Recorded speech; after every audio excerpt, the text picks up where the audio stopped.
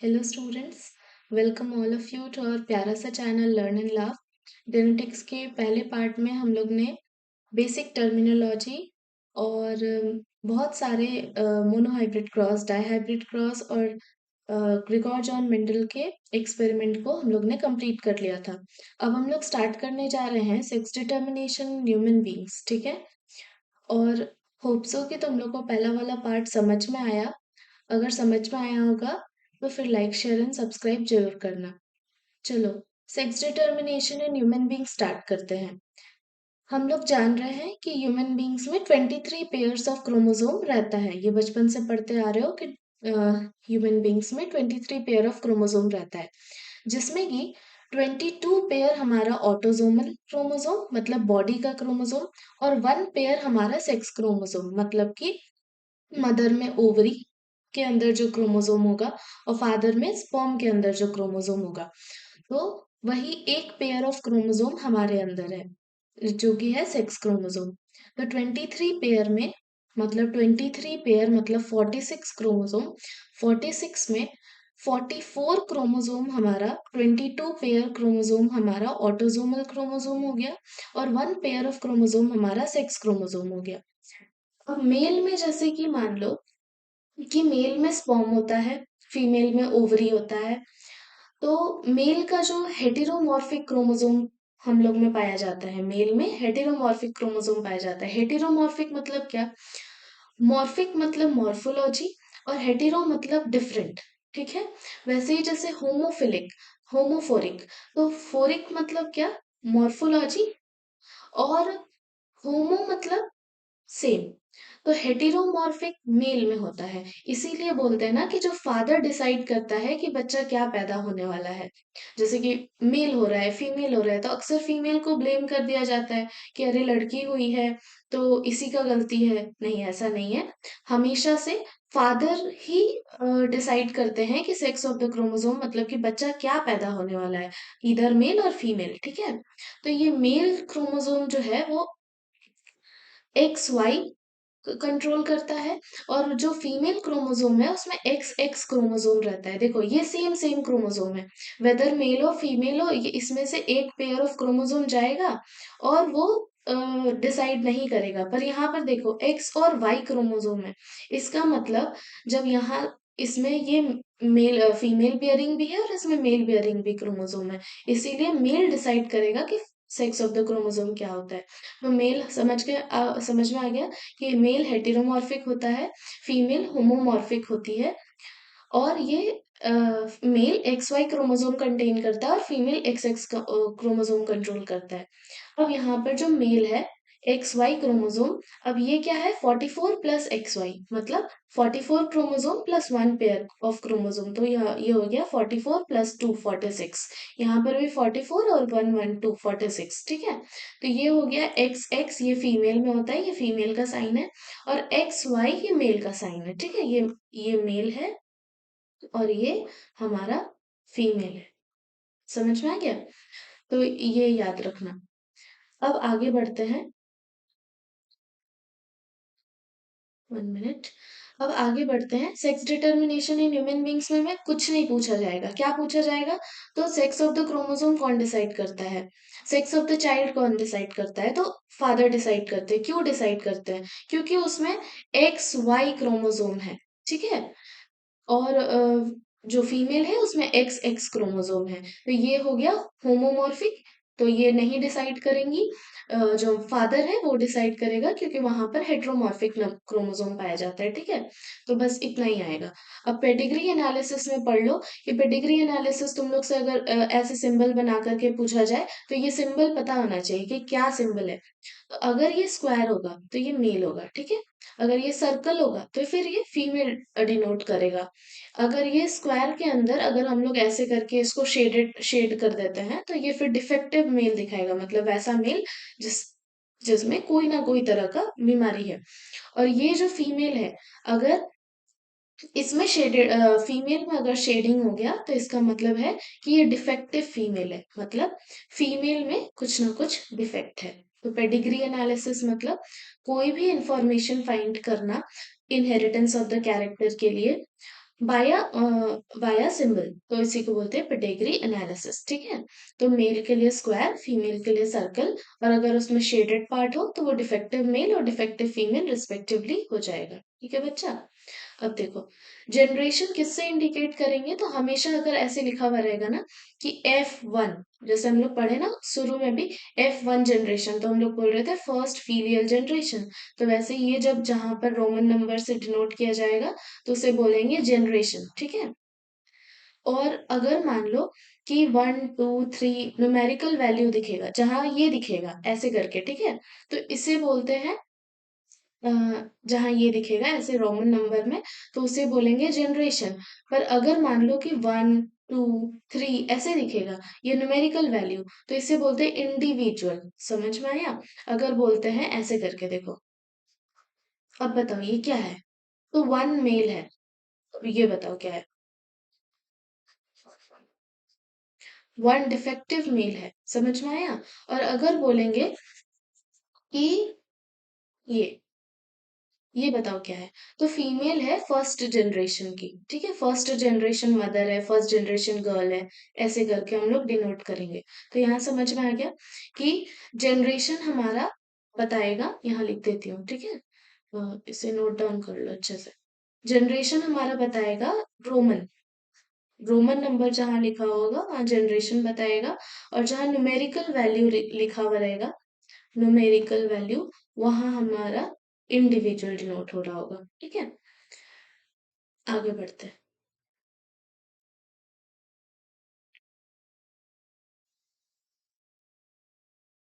देखो, conclusion of pedigree analysis. अब तुम लोग पेडिग्री एनालिसिस से मतलब 2 से 3 मार्क्स का क्वेश्चन आ सकता है कि बताओ कि पेडिग्री एनालिसिस से क्या क्या पता चल सकता है। पैटर्न ऑफ इनहेरिटेंस पता चल सकता है, genotype of various individuals of the family पता चल सकता है, और chances of the appearance of characters in the offspring पता चल सकता है। तो अगर ऐसे नॉर्मल समझो तो, कि इनहेरिटेंस का पैटर्न, जैसे मान लो कि यहाँ पर ऐसे बना दिया जाता है। ठीक है, तो ये क्या पता चल रहा है, तो ये पता चल रहा है कि एक मेल थे, एक फादर थे, जिसने एक डॉटर को और एक सन को जन्म दिया है। ठीक है, यही समझ में आ रहा है कि ये पापा के दोनों बच्चे हैं, जिसमें कि ये फीमेल है और ये मेल है। बस। तो कंक्लूजन ऑफ पेडिग्री एनालिसिस, अगर कहीं पर भी ऐसा पेडिग्री एनालिसिस होता है तो हम लोग को पता चल जाता है कि पैटर्न ऑफ इनहेरिटेंस क्या है, कि पहले एक मेल था, फिर वो एक डॉटर को जन्म दिया, फिर एक वो सन को जन्म दिया।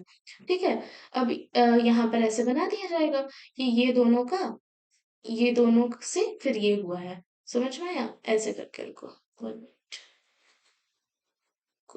ऐसे करके। अब समझ आया ना? ऐसे देगा तो फिर ये होगा कि ये दोनों एक कपल है, ये फीमेल है और ये मेल है, और ये दोनों से दो दो ऑफस्प्रिंग आया है, एक डॉटर और एक सन।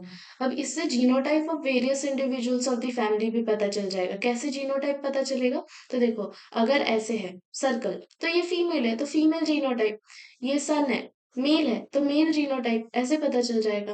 और ऐसे याद कर सकते हो। ठीक है, और डिटेल में इसको अभी तुम लोग को पढ़ने का जरूरत नहीं है, इतना गौच गौच करने का। नॉर्मल नॉर्मल याद करो कि जहां पर भी पेडिग्री एनालिसिस दिया हुआ रहेगा, पैटर्न ऑफ इनहेरिटेंस पता चल जाएगा, जीनोटाइप पता चल जाएगा कि मेल है कि फीमेल है, उसके अंदर का वो एक्स एक्स एक्स वाई तो पता चल जाएगा ना, जैसे मेल है तो नॉर्मल एक्स वाई है तो ये जीनोटाइप है इसका, फीमेल है एक्स एक्स है, जीनोटाइप है इसका। Chances of the appearance of the characters in the offspring, अब क्या चांसेस है अपीयरेंस ऑफ द कैरेक्टर, ये भी पता चल जाएगा। कैसे, तो मान लो कि ये फीमेल है, डिफेक्टिव फीमेल है, ठीक है, पर मेल नॉर्मल है, तो दोनों जब ऑफस्प्रिंग आएगा, मान लो कि ये डॉटर आएगा, ये दोनों डॉटर नहीं एक सन बनाते हैं, ये डॉटर और सन आएगा, तो मान लो कि सन डिफेक्टिव हो गया, तो ये पता चल रहा है ना कि चांसेस क्या है अपीयरेंस का कैरेक्टर्स ऑफस्प्रिंग के अंदर, कि डिफेक्टिव फीमेल थी तो उसका सन भी डिफेक्टिव हुआ। और हमेशा यही होता है, ठीक है, कि जब भी मदर डिफेक्टिव होती है तो फिर सन डिफेक्टिव होता है, और जब भी फादर डिफेक्टिव होते हैं तो फिर फीमेल डिफेक्टिव होती है, मतलब डॉटर डिफेक्टिव होती है। तो इसी को बोलते हैं क्रिस क्रॉस इनहेरिटेंस। आगे पढ़ेंगे, ठीक है, तुरंत ही पढ़ेंगे। आगे चलो, देखो ये पता चल गया सेक्स क्रोमोसोम क्या होता है, एक्स और वाई होता है। जो फीमेल में ये मेल हो गया, मेल में दोनों होता है प्रेजेंट एक्स वाई, इसलिए ये फादर होता है, sex determination of the child में मदद करता है। और ये जो फीमेल है उसमें एक्स एक्स रहता है, ठीक है। तो सेक्स क्रोमोसोम किसको बोलते हैं, एक्स और वाई क्रोमोसोम और नोन एज सेक्स क्रोमोसोम।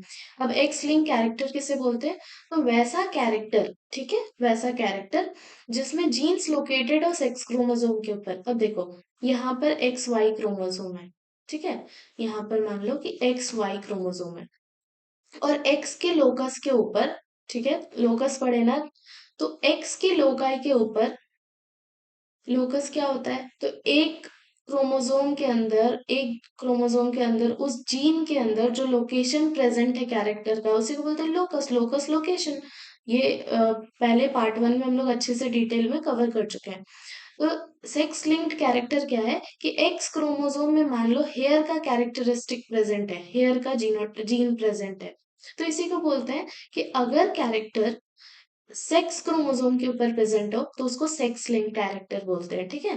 और अगर कैरेक्टर अगर ये कैरेक्टर कहाँ प्रेजेंट है, तो जीन में प्रेजेंट है, तो उसी जीन को सेक्स लिंक जीन कह देते हैं, ठीक है। अब देखो वो हम तुम लोग को बताए ना, बस इसमें कुछ नहीं है, डेफिनेशन याद रखना कि कैरेक्टर्स जिसमें जीन्स प्रेजेंट हो सेक्स क्रोमोसोम के ऊपर सेक्स लिंक कैरेक्टर, अगर जीन प्रेजेंट हो एक्स क्रोमोसोम के ऊपर तो फिर सेक्स लिंक जीन, ठीक है। अब criss cross inheritance, x link disorder show करता है criss cross pattern of inheritance, मतलब कि एक्स वाई, देखो फीमेल है, अ, एक गलत है यहाँ पे, ये एक्स वाई मदर होती है, सॉरी सही लिखा हुआ था ना, एक्स एक्स मदर होती है, फादर होते हैं एक्स वाई। हाँ, तो ये फादर से डॉटर में जाता है कोई भी डिफेक्टिव जीन, और ये मदर से सन में जाता है कोई भी कैरेक्टर्स, कोई भी डिफेक्टिव जीन, वो डिफेक्टिव हो वो अच्छा हो, हमेशा क्रिस क्रॉस इनहेरिटेंस शो करता है एक्स लिंक डिसऑर्डर। मतलब कि अगर एक्स क्रोमोसोम के ऊपर कोई डिसऑर्डर प्रेजेंट है, ठीक है, मान लो कि कोई हेयर फॉल का डिसऑर्डर प्रेजेंट है, किसी का आंख का कमजोरी का कोई डिसऑर्डर प्रेजेंट है, तो अगर मान लो कि वो एक्स क्रोमोसोम के ऊपर प्रेजेंट है, तो अगर फादर को ये बीमारी है ना तो वो डॉटर को चला जाएगा, और अगर मदर को वो बीमारी है तो वो सन को चला जाएगा, तो इसी को बोलते हैं क्रिस क्रॉस इनहेरिटेंस, हमेशा याद रखना अपोजिट जेंडर, ठीक है। और ये फादर से डॉटर जाएगा, मदर से सन जाएगा, क्या जाएगा, डिसऑर्डर जाएगा, किस पे बैठ के जाएगा, एक्स लिंक्ड है तो एक्स वाले क्रोमोसोम के ऊपर बैठ के जाएगा। समझ में आ गया। पीएचडी नहीं करना है, सिर्फ एग्जाम में जितना पूछा जाए उसको हम लोग अच्छे से लिख के आ जाए, बस हम लोग को उतना ही चाहिए, है ना। अब देखो sex link disorder, sex link disorder क्या करेगा, तो अगर मान लो कि दो ठो डिसऑर्डर हम लोग को पढ़ना है हमारे सिलेबस में, मेरे हिसाब से कलर ब्लाइंडनेस और हीमोफीलिया है। तो सेक्स लिंक डिसऑर्डर में अगर अगर हम लोग कलर ब्लाइंडनेस पढ़ते हैं, तो ये जो कलर ब्लाइंडनेस क्या बीमारी होता है, तो वैसा इंसान जिसको कलर के बीच में डिस्टिंग्विश ना कर पाए, ठीक है, कलर्स के बीच में वो डिस्टिंग्विश ना कर पाए, उसको सब क्या दिखेगा, ब्लैक एंड व्हाइट दिखेगा। तो सेक्स लिंक डिसऑर्डर अगर हम लोग कलर ब्लाइंडनेस पढ़ते हैं तो इसके अंदर देखो inability to distinguish between colours, ठीक है, वो कलर के इसमें डिफरेंशिएट नहीं कर पाएगा, पता नहीं लगा पाएगा कौन क्या कलर है, और उसको सब ब्लैक एंड व्हाइट दिखेगा। अब ये भी एक एक्स लिंक डिसऑर्डर है, मतलब क्या कि अगर फादर को है तो ये डॉटर को जाएगा, और अगर मदर को है तो ये सन को जाएगा। किस पे बैठा हुआ रहता है ये डिसऑर्डर, तो सेक्स क्रोमोसोम पे प्रेजेंट रहता है, उसमें भी एक्स के ऊपर, वाई के ऊपर नहीं, ठीक है। तो ये inability to distinguish between colour वाले, ये जो कलर ब्लाइंडनेस है इसका देखो, अगर हम लोग लिखते हैं यहाँ पर कि ये सी क्रोमोसोम है, ठीक है, ये मान लो कि सी क्रोमोसोम कलर ब्लाइंडनेस का क्रोमोसोम है। अब ये कैपिटल सी होता है और एक स्मॉल सी होता है, ठीक है, क्योंकि एक डोमिनेंट है और एक रिसेसिव है। पता चल गया ना कि डोमिनेंट वाला क्या करेगा, उभर के आएगा, और रिसेसिव वाला क्या करेगा, उसके नीचे दब जाएगा, ये उतना शो नहीं करेगा अपना कैरेक्टर जितना ये शो करेगा। मतलब एक इंट्रोवर्ट और एक एक्सट्रोवर्ट, समझ जाओ। वो क्या बोलते हैं, पार्ट 1 में पढ़ाए थे ना, तो देखो ये सी और सी, ये क्या है, दोनों डोमिनेंट है, दोनों उभर के आएगा। ये सी और ये स्मॉल सी, तो इसमें ये कैपिटल सी इसको दबा देगा। ये स्मॉल सी और ये स्मॉल सी, अब दोनों रेसेसिव। अब यहाँ देखो, ये जो फीमेल ये देखो यहाँ पर, ये जो मेल है, ठीक है, ये है मेल। अब यहाँ पर एक्स वाई मेल का होता है।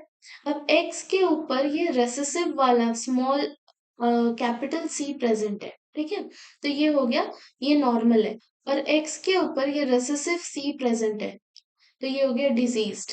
तो इसलिए इसको बोलते हैं x linked recessive disorder. Recessive disorder मतलब ये डोमिनेंट वाला सी और ये रेसेसिव वाला सी में रेसेसिव वाला सी डिफेक्टिव है, ये ये डिफेक्टिव नहीं है, ये नॉर्मल है। तो जिसके ऊपर भी ये कैपिटल सी प्रेजेंट होगा भाई, वो तो नॉर्मल होगा। पर जिसके ऊपर ये स्मॉल सी प्रेजेंट हो गया, मतलब वो डिजीज्ड हो गया। समझ में आ गया? तो ये कैसा डिसऑर्डर है? रेसेसिव डिसऑर्डर है। और किसके ऊपर ये प्रेजेंट रहता है? एक्स वाई में किसके ऊपर प्रेजेंट रहेगा? एक्स के ऊपर प्रेजेंट रहेगा, इसलिए ये एक्स लिंक्ड रेसेसिव डिसऑर्डर है। इतना समझ आया? ये देखो, फीमेल, अगर हम लोग ऐसे यहाँ पर, अगर हम लोग यहाँ देखें, तो ये एक्स एक्स होता है फीमेल में, तो ये कैपिटल सी है मान लो, तो ये नॉर्मल है, कुछ नहीं है इसके ऊपर, ये कलर ब्लाइंडनेस से सफर नहीं करेगी। पर अगर मान लो कि ये ऐसा होता, x small C, x small C, तो फिर इसको कोई नहीं बचाएगा, ये तो डिजीज्ड हो जाएगी। समझ में आया? तो बस यही कॉन्सेप्ट है कि सेक्स लिंक्ड डिसऑर्डर कैसा डिसऑर्डर है, वो भी एक्स लिंक्ड रेसेसिव डिसऑर्डर है। मतलब एक्स के ऊपर जब रेसेसिव वाला कलर ब्लाइंडनेस का जो जीन है वो जाकर के बैठेगा, तो ही वो डिजीज्ड हो जाएगी। समझ पाया? अब यहाँ देखो, अब ये तुम लोग से पूछ सकता है एग्जाम में कि बताओ कि अगर मान लो एक नॉर्मल फीमेल है और एक कलर ब्लाइंड मेल है, तो दोनों को अगर हम लोग अ, शादी करा देते हैं, दोनों का बच्चा हो रहा है, तो फिर वो क्या पैदा होगा? ठीक है, तो ये हमेशा पूछा जाता है। तो अगर ये फीमेल है, ठीक है, नॉर्मल फीमेल है, और मान लो कि कलर ब्लाइंड मेल है, तो इसको पनेट स्क्वायर में तुम लोग करके देखोगे। देखो यहाँ पर लिख लो, फीमेल को एक तरफ मेल को लिख लो, इस दोनों को यहाँ पर डालो, फिर यहाँ डालो, फिर इस दोनों को यहाँ पर एक्स वाई हो गया, ये एक्स वाई हो गया। अब देखो क्या हुआ, डॉटर कैरियर हुई। कौन था? मेल था ना, कलर ब्लाइंड, फादर थे कलर ब्लाइंड। पर सीधे सीधे सीधे कौन इफेक्ट हुआ? सन तो भाई बच के निकल गया, डॉटर डिफेक्ट हो गई। इसीलिए बोलते हैं ना, criss cross pattern of inheritance show करता है। मतलब मेल था तो ये डॉटर को हो गया, अगर फीमेल रहती तो फिर देखो यहाँ फीमेल है ना कैरियर, तो यहाँ देखो, यहाँ डॉटर डिफेक्ट हो जाएगी। ये देखो डॉटर डिफेक्ट है, यहाँ पर सन भी ये देखो डॉटर डिफेक्ट है, यहाँ पर सन भी डिफेक्ट है। ठीक है, तो ये हो जाता है कि अगर मान लो कि कलर ब्लाइंड मेल है, तो पक्का पक्का है कि यहाँ पर डॉटर पूरी पूरी पूरी तरीके से डिफेक्ट होगी, नॉर्मल विजन सन होगा, कलर ब्लाइंड डॉटर होगी। पर अगर मान लो कि यहाँ पर कैरियर है, देखो फीमेल कैरियर है, ठीक है, और ये जो मेल है हमारा फादर है वो नॉर्मल है, तो डॉटर भी कैरियर हो जाएगी, ठीक है, और कलर ब्लाइंड सन हो जाएगा। मतलब फीमेल थी कैरियर, तो सन तो पूरा हो जाएगा, criss cross pattern of inheritance show करेगा, और फिर ये हमारा कलर ब्लाइंड हो जाएगा। पर इसके अंदर फीमेल के अंदर भी, मतलब डॉटर के अंदर भी थोड़ा थोड़ा असर दिखेगा। तो डॉटर पूरी की पूरी कलर ब्लाइंड नहीं होगी, डॉटर कैरियर होगी अपनी मदर की तरह, पर सन सन पूरा कलर ब्लाइंड हो जाएगा। ठीक है, तो ये हो गया हमारा कंक्लूजन। ये नोट्स में ना अ, अच्छे से लिख करके टेलीग्राम पे अपलोड कर देंगे, ठीक है, टेलीग्राम हमारा लिंक देख लेना डिस्क्रिप्शन बॉक्स में। ये देख, अगर मान लो कि फीमेल कैरियर है और हमारे मेल कलर ब्लाइंड है, फादर कलर ब्लाइंड है, मदर कैरियर। अब इस केस में क्या होगा, यहाँ पर पनेट स्क्वायर बना के देखो, और यहाँ देखो, ये जो हमारे डॉटर है वो कलर ब्लाइंड हो जाएगी, पूरी कलर ब्लाइंड, ठीक है। कैरियर हो जाएगी डॉटर और नॉर्मल विजन, मतलब एक एक यहाँ पर तो पूरी कलर ब्लाइंड, यहाँ पर कैरियर डॉटर, एक एक डॉटर कैरियर या फिर कलर ब्लाइंड, ठीक है। और दूसरा यहाँ पर ऑफस्प्रिंग क्या हो जाएगा, कलर ब्लाइंड सन्स हो सकता है या फिर नॉर्मल सन भी हो सकता है, ठीक है। तो यहाँ पर 4 पॉसिबिलिटी है, 25-25% पॉसिबिलिटी है। पर ये कॉम्बिनेशन में कभी शादी नहीं करना चाहिए, क्योंकि यहाँ तो हम लोग फिर भी देखो, यहाँ पर फिर भी चांसेस है कि यहाँ नॉर्मल विजन सन हो जाए, ठीक है, सन नॉर्मल विजन हो जाए। यहाँ फिर भी चांसेस है कि डॉटर नॉर्मल हो जाए या फिर सन नॉर्मल हो जाए, या फिर डॉटर कैरियर हो जाए, और यहाँ पर पूरा सन तो फिर पूरा चला जाएगा कलर ब्लाइंड। पर यहाँ देखो, यहाँ तो पूरा पॉसिबिलिटी क्या है कि 25% पॉसिबिलिटी बस नॉर्मल का है, बाकी पूरा डिफेक्टिव हो गया। डॉटर डिफेक्टिव हो गई, कलर ब्लाइंड होगी, एक जगह डॉटर कैरियर होगी, नॉर्मल विजन होगी, फिर एक जगह कलर ब्लाइंड सन होगा और फिर एक नॉर्मल सन हो जाएगा। समझ में आ रहा है? तो यहाँ तो ये कॉम्बिनेशन में तो एकदम नहीं जाना है। अब यहाँ देखो, हीमोफीलिया क्या है, ये भी एक्स लिंक्ड इनहेरिटेंस है, ये जेनेटिक ब्लड डिसऑर्डर होता है। इसमें क्या होता है कि फिब्रिनोजन पढ़े हो ना, 8 में ही पढ़े होगे कि फिब्रिनोजन एक क्लॉटिंग फैक्टर होता है जो हमारे ब्लड में होता है, वो फाइबर्स बना देता है। जैसे ही चोट लगा फिर वहां पे वो फाइबर्स बन गया, वो क्लॉटिंग को वो क्लॉट बनाएगा और फिर वो प्रिवेंट करेगा ब्लड को फ्लो करने का। पर ये हीमोफीलिया एक ऐसा डिसऑर्डर है जिसमें ब्लड क्लॉट ही नहीं हो जाएगा। क्यों? क्योंकि उसमें डेफिशिएंसी हो जाएगा वो फिब्रिनोजन का, और भी बहुत सारा क्लॉटिंग फैक्टर होता है, तो वो ब्लड क्लॉट नहीं कर पाएगा डेफिशिएंसी ऑफ क्लॉटिंग फैक्टर की वजह से। तो अब क्या होगा, छोटा सा भी चोट लगा ना, छोटा सा भी किसी को चोट लगा, इतना ब्लड फ्लो होगा कि फिर वो इंसान मतलब खत्म होने का नौबत पे आ जाएगा, ठीक है। तो हीमोफीलिया एक बहुत ही मतलब सीरियस ही बीमारी है, एक्स लिंक्ड इनहेरिटेंस है, जेनेटिक ब्लड डिसऑर्डर है। इसमें क्या होगा कि ब्लड क्लॉट नहीं हो जाएगा, क्लॉट नहीं हो पाएगा क्योंकि डेफिशिएंसी ऑफ क्लॉटिंग फैक्टर है। अब इसमें दो तरह के हीमोफीलिया होते हैं, एक हीमोफीलिया ए होता है, एक हीमोफीलिया बी होता है। हीमोफीलिया ए में क्या होता है ना कि एक्स क्रोमोसोम के ऊपर, ठीक है, हीमोफीलिया ए के बारे में ही बता रहे हैं।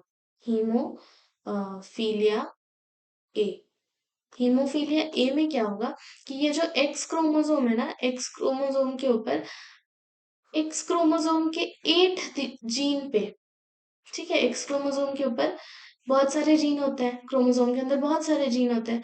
8 जीन जो होगा ना उसमें म्यूटेशन हो जाएगा। अब म्यूटेशन क्या होता है, तो म्यूटेशन होता है किसी भी चीज में जब सडन परमानेंट चेंज हो जाता है।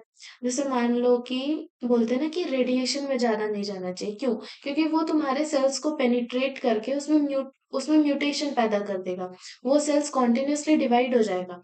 तो म्यूटेशन क्या होता है, सडन रिलेटिव परमानेंट चेंज, जो कि अगर कोई भी चीज एक सेल ही है, अगर उसमें म्यूटेशन होकर के मॉडिफिकेशन होकर बहुत सारा सेल बन जाता है तो फिर वो कैंसर, ट्यूमर, ये सब का रूप ले लेता है। तो इसलिए ये अच्छा नहीं है, ठीक है। हीमोफीलिया ए, जो एक्स जीन होगा उसके जो एक्स क्रोमोसोम होगा उसके 8वें जीन के ऊपर जब म्यूटेशन हो जाएगा तो ये हीमोफीलिया ए बना देगा, ठीक है।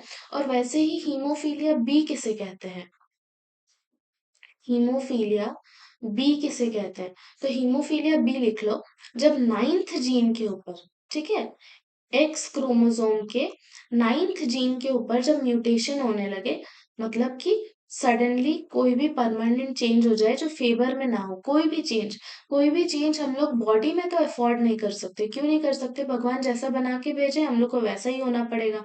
अब कुछ भी आदमी इतना रेडिएशन में या फिर बहुत खराब चीज खा रहा है तो उससे तो बॉडी में जो चेंजेस आएगा वो हमारे फेवर में तो होगा नहीं, वो खराब ही करेगा। तो वैसे ही समझो म्यूटेशन एक खराब चीज है, जो नहीं होना चाहिए। समझ में आया? तो हीमोफीलिया ए में एक्स क्रोमोसोम के 8वें जीन पे म्यूटेशन होगा, और हीमोफीलिया बी मतलब 9th जीन एक्स क्रोमोसोम का म्यूटेट करेगा। अब यहाँ पर म्यूटेशन क्या होता है, वही चीज देखो, सडन चेंज एक या दो जीन में हो सकता है या फिर बहुत सारे जीन में भी हो सकता है, जो अल्टर करेगा, क्या करेगा, चेंज करेगा। अल्टर्स मतलब अगर नहीं जान रहे हो तो अल्टर्स मतलब होता है चेंज। चेंज करेगा, क्या चेंज करेगा? हेरिडिटरी मटेरियल में जो हमारे बॉडी में पहले से जेनेटिक मटेरियल कंपोजिशन जो है उसको कोई आके चेंज कर दे, तो फिर वो क्या करेगा? सर्टन कैरेक्टर्स को चेंज करेगा। और वैसे ही सर्टन कैरेक्टर्स को चेंज करने में फिब्रिनोजन या फिर कैल्शियम का कमी हो गया और फिर ब्लड क्लॉटिंग नहीं हो पाया, तो कहीं भी चोट लगा, खून बह रहा है तो बह रहा है। समझ में आ गया?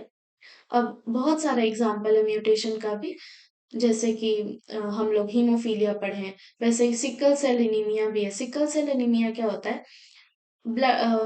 एक ब्लैंक स्लाइड देखो। हम हमारे जो आरबीसी होते हैं, ब्लड के जो आरबीसी होते हैं, रेड ब्लड सेल्स, ठीक है, हमारे जो रेड ब्लड सेल्स हैं वो शेप क्या होता है? राउंड बाइकनकेव शेप होता है। राउंड बाइकनकेव शेप होता है ना? राउंड बाइकनकेव शेप, कुछ 3D पिक्चर इसको इमेजिन करो, ठीक है। अब ये देखो, राउंड बाइकनकेव शेप से अगर वो ऐसे हो जाए, कुछ ऐसे हो जाए, समझ में आया? तो इसको बोलते हैं सिक्कल शेप। अब ये राउंड बाइकनकेव शेप से सिक्कल शेप हो जाए, तो जितना ऑक्सीजन पहले ये कैरी कर रहा था, ठीक है, जितना ऑक्सीजन पहले ये कैरी कर रहा था, क्या अब कर पाएगा? नहीं कर पाएगा। जो पहले अमाउंट ऑफ हीमोग्लोबिन ये कैरी करने का ये कैपेसिटी रख रहा था, अब तो इसमें उतना हीमोग्लोबिन अटेगा ही नहीं, तो फिर ये खराब हो गया ना, तो ऑक्सीजन नहीं ले जा पा रहा है, हीमोग्लोबिन नहीं स्टोर कर पा रहा है, तो अब अनीमिया हो जाएगा, इंसान को ब्लड का कमी हो जाएगा, ऑक्सीजन का कमी हो जाएगा, तो ये भी एक डिसऑर्डर ही हो गया। तो ये क्या हुआ? म्यूटेशन हुआ, राउंड बाइकन के शेप से वो म्यूटेट करके सिक्कल शेप बन गया, ठीक है। तो कोई भी चीज भगवान बना के भेजे, अब उसमें म्यूटेशन हो जाए तो वो तो बीमारी का रूप लेना ही है उसको। तो ये म्यूटेशन में एग्जाम्पल ले लो कि सिकल सेल एनीमिया, और एक ले लो क्रोमोसोमल म्यूटेशन, ठीक है। क्रोमोसोमल म्यूटेशन मतलब एक सिकल सेल एनीमिया हो गया, एक हमारा कलर ब्लाइंडनेस भी वही हो गया, एक हमारा हीमोफीलिया भी वही हो गया। म्यूटेशन का एग्जाम्पल एक हो गया क्रोमोसोमल म्यूटेशन। इसमें क्या होता है? देखो, एक हमारा हमें पता है कि हमारे अंदर 46 पेयर ऑफ क्रोमोसोम है। 46 क्रोमोसोम है मतलब 23 पेयर ऑफ क्रोमोसोम है। अब मान लो कि किसी के अंदर, तो हमारे मेल से 1 पेयर आएगा और मेल से 1 क्रोमोसोम आएगा, फीमेल से 1 क्रोमोसोम आएगा, दोनों मिलके हमारा ये 2 बनाएगा। यही होता है ना sex chromosome. 1 pair sex chromosome है ना हमारे अंदर, और 22 पेयर हमारा ऑटोसोमल क्रोमोसोम है। अगर मान लो कि ये मेल 1 क्रोमोसोम ना देके तुम्हें 2 क्रोमोसोम दे दिया, फादर से 2 क्रोमोसोम आ गया और फीमेल से 1 क्रोमोसोम आ गया, अब ये क्या 46 बन पाएगा? नहीं। 22 पेयर तो हमारे पास था, अब यहाँ पर 3 जुड़ गया, ठीक है। ये 22 पेयर हमारे पास था मतलब 44 + 3, अब यहाँ हो गया 47।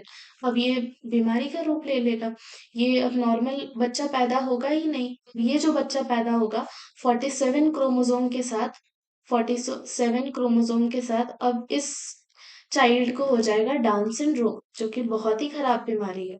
समझ में आया? इसमें आईज बल्जिंग हो जाएगा और ब्लॉटिंग हो जाएगा पेट का, मतलब तुम लोग उसको गूगल में सर्च करके देखना, वो बहुत ही खराब बीमारी है, ठीक है। तो ये चाइल्ड फिर डाउन सिंड्रोम से सफर करने करने लगेगा, बहुत वीक। और इसको डाउन सिंड्रोम को ना मंगोलिज्म भी बोलते हैं। तो अगर मान लो कि पूछा जाएगा कि 47 क्रोमोसोम के साथ कौन सा बीमारी होता है, तो डाउन सिंड्रोम होता है। क्रोमोसोमल, अगर ये भी बोला जाएगा कि क्रोमोसोमल डिसऑर्डर कौन सा होता है जो कि म्यूटेशन से होता है, तो डाउन सिंड्रोम, ठीक है। क्रोमोसोमल का ही म्यूटेशन हुआ ना, पहले 46 क्रोमोसोम था, उसमें तुम सडन परमानेंट चेंज करके उसको 47 कर दिए, तो वो 46 से 47 हो गया। अब ये डाउन सिंड्रोम का रूप ले लिया। अब इसी को ना, हाँ, डाउन सिंड्रोम को और एक नाम है मोंगोलिज्म, ठीक है। बस, तो ये हमारा जेनेटिक्स का पूरा चैप्टर खत्म होता है। आराम से पढ़ो और मन लगा करके पढ़ो, सब कुछ समझ आएगा, कोई भी रॉकेट साइंस नहीं है। बाकी कुछ भी डाउट होगा तो कमेंट सेक्शन में तुम लोग पूछ सकते हो, feel feel free to ask me. और अ, बस लाइक शेयर एंड सब्सक्राइब कर देना, और तुम लोग रिस्पॉन्स दोगे तो मुझे समझ भी आएगा ना कि कितना तुम लोग को समझ आ रहा है, कितना हम तुम लोग को समझा पा रहे हैं, ठीक है? तो कमेंट ज़रूर करना। Bye students.